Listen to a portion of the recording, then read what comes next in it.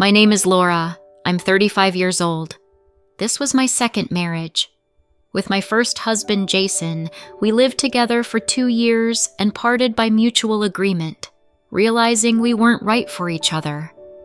We decided it was better to remain friends before our relationship deteriorated completely. Of course, it was a difficult decision for both of us, but looking back, I can say with certainty that it was the only right choice in our situation. We were too young, got married right after college, and knew nothing about married life. Each of us followed our parents' example and was inflexible. There were arguments, misunderstandings, and our quarrels sometimes nearly came to blows. This was already dangerous for our life and health. So, tired of all this, we sat down, discussed our problems, and concluded that we weren't a good match. At that time, we had nothing to divide, so we parted ways amicably. My second husband, Michael, came into my life 4 years later. I felt more mature by then and wasn't ashamed to ask about his interests, preferences, habits, both good and bad. He didn't seem embarrassed by this and willingly answered all my questions. I listened attentively and analyzed. Our relationship developed, grew stronger, and soon he proposed. To be honest, I wasn't eager to formalize the relationship again. The memory of the divorce was still fresh, so I suggested we just live together without getting married. Michael beat his chest and tried to guilt-trip me. "Do you distrust me so much that you don't want to take my last name? Do you even love me, or am I just wasting my time?" He eventually wore me down, and I, brushing aside my own concerns, agreed but asked not to make a big fuss about the wedding. He agreed, and we just quietly got married without any lavish ceremonies.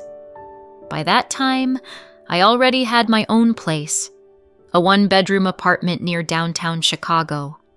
My parents helped me buy it, and surprisingly, so did my ex-husband. Jason lent me the missing amount and said I didn't need to pay it back, as he still felt guilty that we couldn't save our relationship. Michael, on the other hand, lived in a rented apartment, and before that with his parents, who, by the way, had a rather peculiar reaction to their son's marriage. His mother, Barbara, immediately started instructing me, although I hadn't asked for anyone's advice. "Mikey is a sensitive boy. He needs special care. He doesn't look after his health himself, but now it's your responsibility. Feed him soup more often, and when you do the laundry, never use the washing machine, only hand wash with laundry soap. My son is allergic to detergents and chemicals." His father, George, also added that, well, his son is a man, and I, as a woman, should honor, respect, and indulge his little weaknesses. What weaknesses my future father-in-law was talking about, I only understood when Michael moved in with me. As it turned out over time, he wasn't entirely honest with me and often played the role of someone I liked, while being a completely different person. He didn't clean up after himself, although he claimed to love cleanliness. He didn't eat half of what I liked and often demanded separate meals for himself. He didn't like going out in the evenings, and often in the evenings after work, I had to walk home clutching my now familiar pepper spray. Michael didn't wash his dishes, didn't like idle chatter, preferred not to make independent decisions. All his leisure time revolved around friends and parents. I didn't fit into this Bermuda Triangle with what he called my nagging.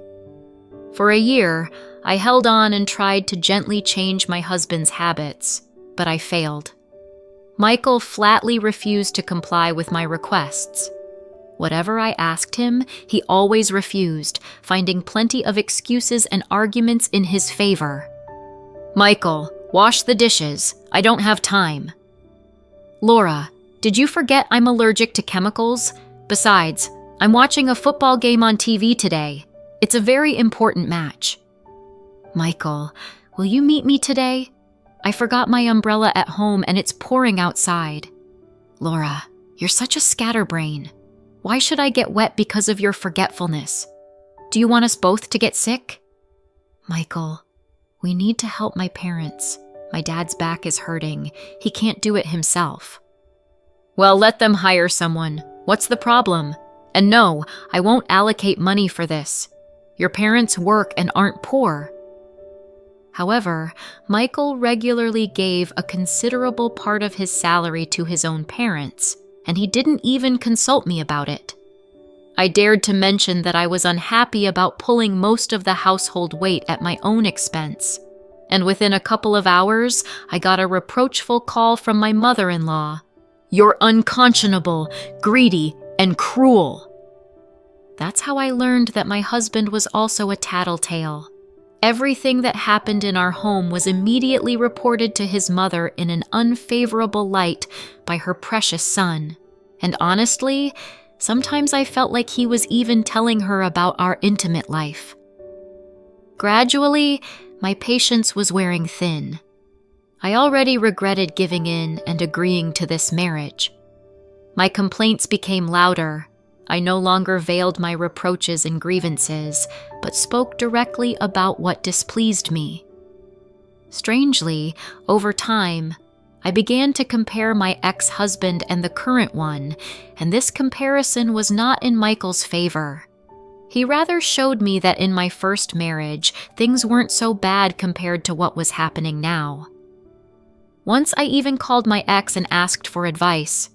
Tell me, Jason, am I wrong? I try, I talk, I do everything to change something, but I get no response, and it makes me incredibly angry. We had something similar, so is it my fault? No, Laura. We had that because we were too young and lived by stereotypes. You're asking the impossible from your husband. It's more about his willingness to change, and he apparently doesn't want to change anything. My ex-husband was right. Michael didn't want to change for me. He wanted only me to adapt. He started threatening me with divorce.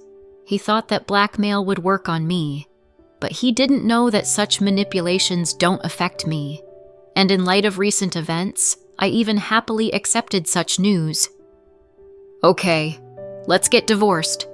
Better now than later when we have children.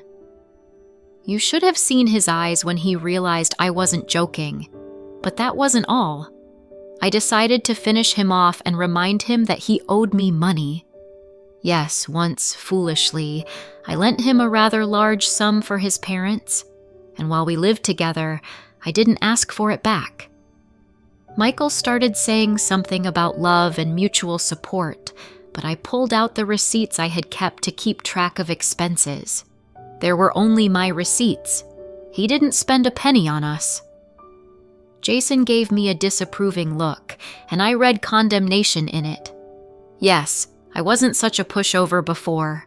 In general, together we managed to send Michael off to his parents. To celebrate this event, I even opened a bottle of champagne that I had been saving for a special occasion. I had barely poured the champagne into glasses when the doorbell rang, and I cursed. The hubby had returned with reinforcements, his mommy. Laura, have some conscience. How can you throw your husband out on the street? This is his apartment too. If you've decided to separate, divide it humanely and then part ways. For now, Mikey has the right to live here just as much as you do. I was stunned by such a statement. It was good that Jason heard everything. He stood behind me and mockingly said that Mikey better not hang around me at all, or the consequences could be very painful and dire. Seeing a strange man in my apartment with a glass in his hand, they called me a fallen woman, a hypocrite, and unworthy of Michael. Grabbing her son by the hand like a little boy, this woman left, and I breathed a sigh of relief and decided that no more marriages for me. I'd rather be single than deal with such a circus. Jason laughed, tapped me on the nose and said, "Never say never." And he was right. 6 months later, I was laughing in a wedding dress as he carried me into my own apartment in his arms. We decided to try to renew our relationship, and you know what? This time, everything was different. Somehow easy, without quarrels and misunderstandings, and instilling hope that it would last for a long time. Maybe even forever.